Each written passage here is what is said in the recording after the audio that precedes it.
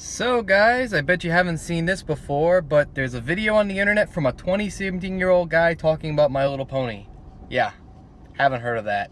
So, I just got out of seeing My Little Pony, the movie, and if you've been following my channel for a while, you know that I've avoided talking about anything My Little Pony, or even doing videos that focus on My Little Pony, for a couple of reasons. The big one being, when it comes to getting into a series and joining this sort of thing, I don't like joining in because of hype. It kind of detracts me from wanting to check out a show, because then I feel like I ultimately become someone who likes something or has a similar opinion on something that a lot of people have, and that happens with a lot of fandoms, and it was very big with this particular show. I bet you I could have given this show a shot if, you know, maybe one or two people talked about it, but it started this whole massive thing.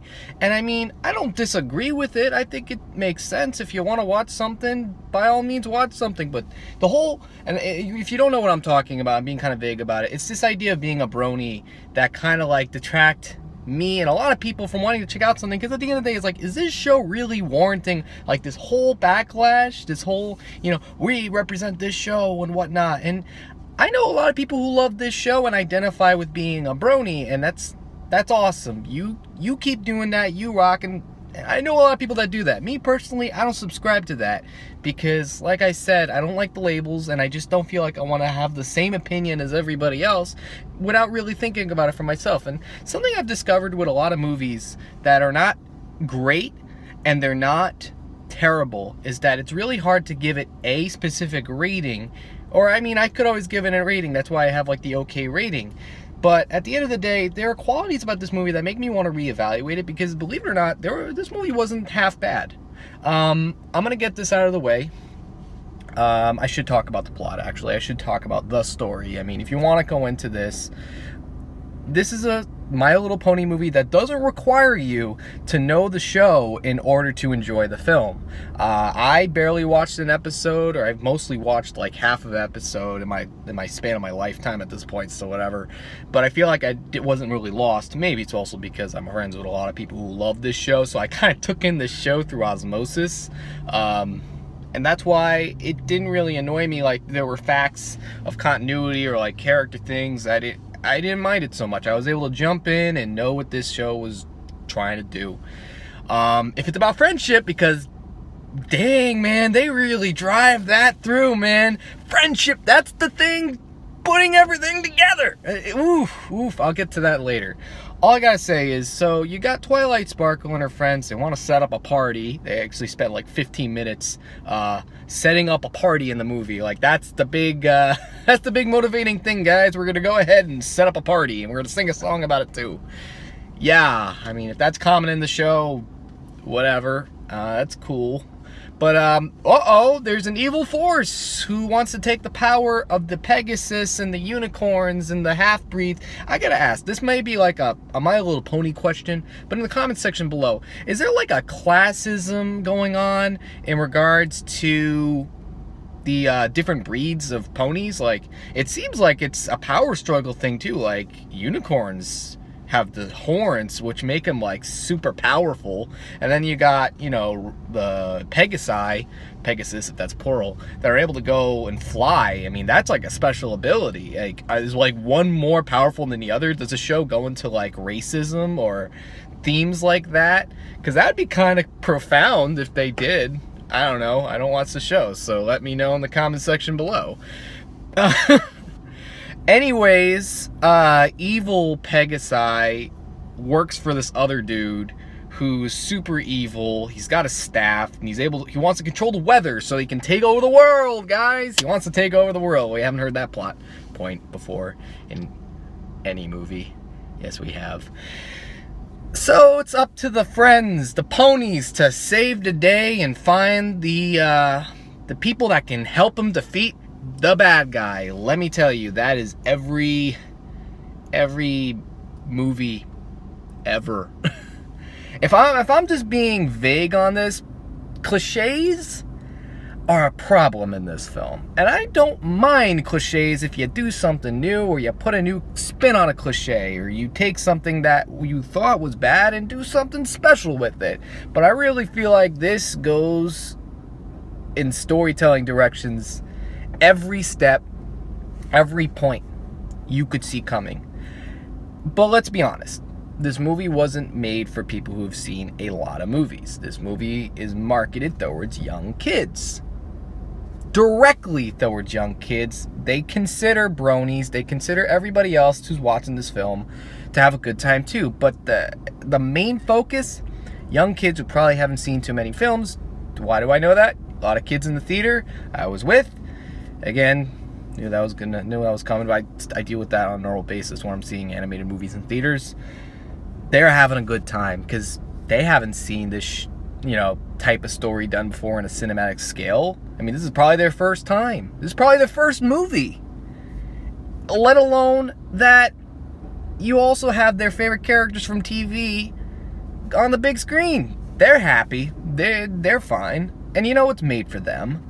So as far as bronies go, or like adults to the kids, you're probably going to be a little annoyed with the story, because the story and plot you've seen done dozens of times before, and it's not really big or cinematic. But I will tell you something that is cinematic, and the one thing that keeps me from really trashing this film, and that this is a gorgeous animated movie.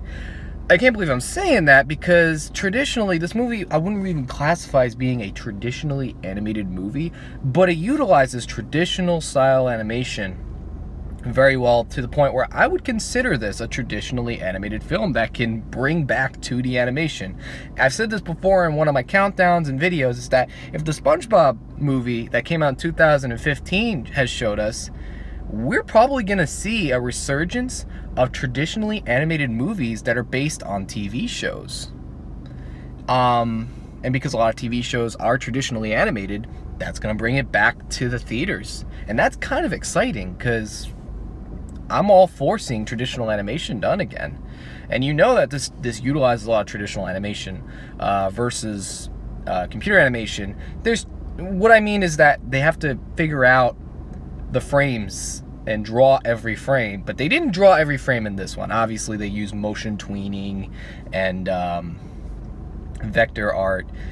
And speaking of which, I gotta say, when the show first came out, to computer animation and flash animation, vector style animation had a very weird look to it that nowadays has gone better. So since the show first came out to now, all I gotta say is that the animation has gotten better over time.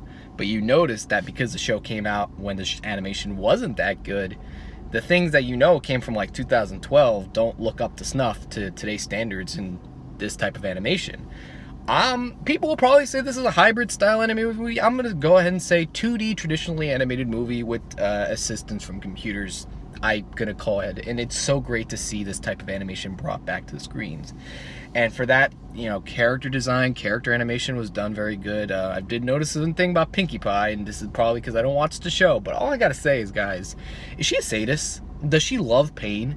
Throughout this, is that a thing on the show? Because I've noticed while watching this movie, this chick loves pain. She's smiling when she's going into danger. There's a great scene where she's like, and not really spoiling anything, she takes cupcakes, uses them like a Gatling gun, and she's like doing her vicious smile. Spike is a straight up murderer. He burns people. He gives them 3rd-degree burns. They see him run away and stuff, but no, he's a straight up murderer. You could tell kill counts and stakes were very challenging for this film. They wanted to make sure they weren't, crossing any feathers with how many people they can kill. Probably to keep I didn't even check because it's a PG rated movie, G rated. They probably wanted to keep that certain rating.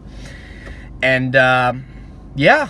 Notice that was going on in the film, so let me know in the comment section below if Pinkie Pie is a sadist and she loves pain. But like I said, cliches, story devices, because when you think one character is going to do something, they're going to be doing something else. Like, oh, I got to go on this mission all by myself. Guess what's going to happen?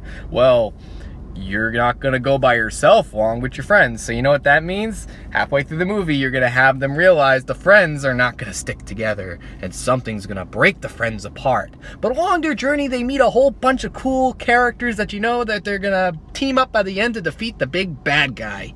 Like, oh my god, we've seen this done so many times I just came out of theater, so it's hard for me to think about specific movies, but particularly Disney. This happens a lot in Disney. I mean, it happens a lot of movies where they meet new characters they don't like, they challenge them, but they like that they're friends, and they end up helping the good guys near the end of the film.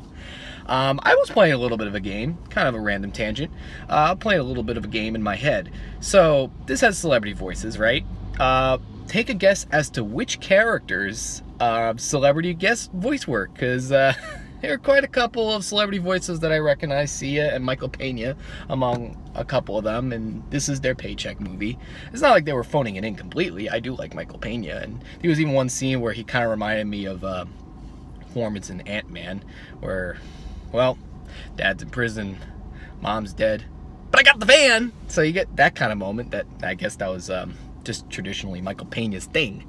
But I gotta say is, I talked about the good and I talked about the bad, so I think I can go ahead and say that this movie isn't terrible, and I think you're gonna get what you expected out of this movie. If you're gonna go in and expect, you know, your kids to be happy, do it. I'm probably gonna say I, as an animation fan, would probably watch this again and with no problem re-reviewing this and reassessing what I thought about it, because I did think the animation was pretty good. Is this the thing to get me into watching My Little Pony? I don't know. Maybe, maybe not. All I gotta say is, well, it happened. I mean, it was a movie. It was great for young kids. It's not too graphic. And otherwise, I guess this is good because my phone's gonna die soon. That this was the movie to, not even gonna say if that's the movie to do it for me for this year, because Coco's gonna come out anyways. I'm really looking forward to that. But it's been kind of a stale year for animation in general, but this could have been a whole lot worse. Thankfully it wasn't. And for that, I just want to conclude this video with letting you guys know that I redid all my title cards for my Cartoon Palooza reviews. Used the artwork from Doverboy, who creates the Inkwell comics. He sent me a picture of for my birthday, and I loved it so much I wanted to incorporate it in my thumbnails, and I've always wanted to redo my Cartoon Palooza thumbnails. So if you go to my main page, you'll see most of them have been converted. I got a couple that I need to still work on. Otherwise, I appreciate you watching this vlog. I hope you enjoy it as much as I enjoy making them, because I just love talking movies, coming out of the theaters and just getting thoughts out onto a format. So let me know in the comments section what you think. Answer my Little Pony related questions, because I'm sure there were a couple of them that you have probably already answered in your head. And I'll catch you guys sometime in the future. Maybe soon. Take care.